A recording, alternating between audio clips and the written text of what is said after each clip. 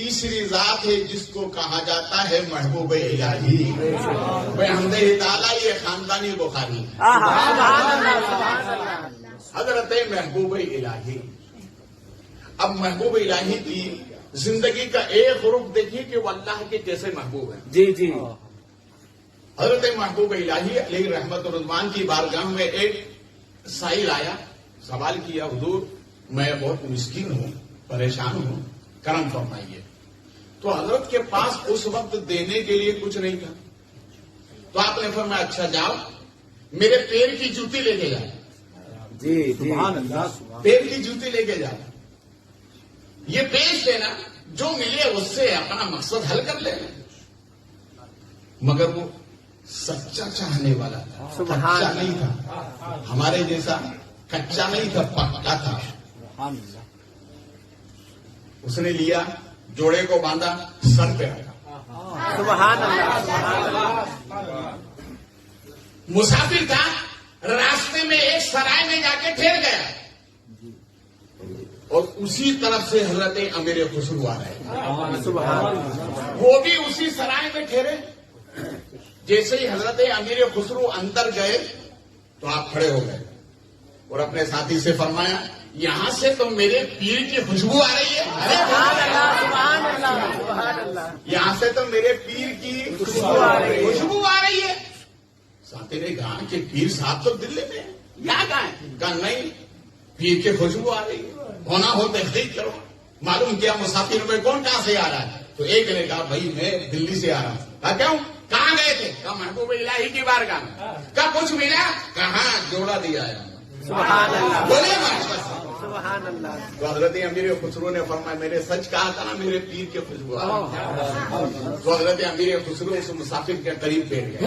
بیٹھنے کے بعد کہنے لگے اچھا ایک بات بتاؤ, جو میرے پیر کی بارگاہ سے تحفہ ملا ہے وہ مجھے دو گے؟ تو کہا پیر صاحب نے تو یہ کہا کہ بیچ دینا, جو ملے اس سے اپنا مقصد پورا کر لینا. کہا میں خریدنے کے لیے تیار ہوں. کہا کتنے میں دو گے؟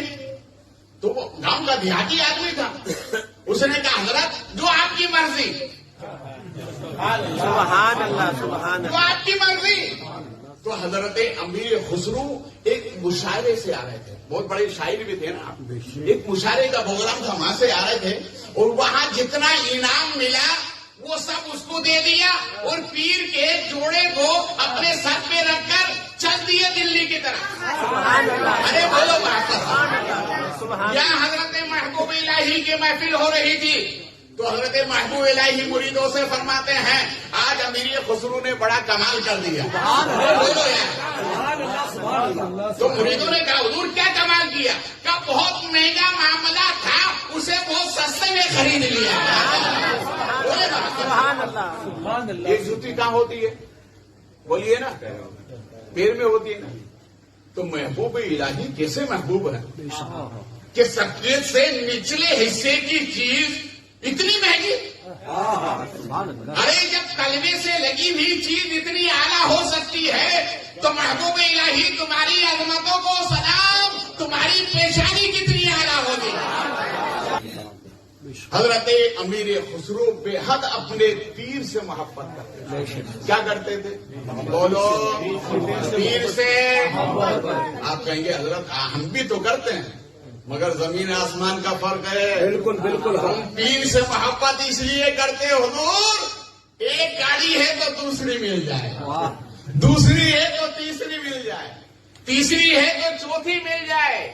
مگر محبوب الہی اپنے مرید سے اتنی محبت کرتے تھے, اور حضرت امیر خسرو اپنے پیر سے اتنی محبت کرتے تھے. محبت کا یہ عالم تھا کہ محبوب الہی نے فرمایا امیر خسرو اگر شریعت کا حکم ہوتا, شریعت اجازت دیتی تو تمہاری اور میری قبر ایک ہوتی.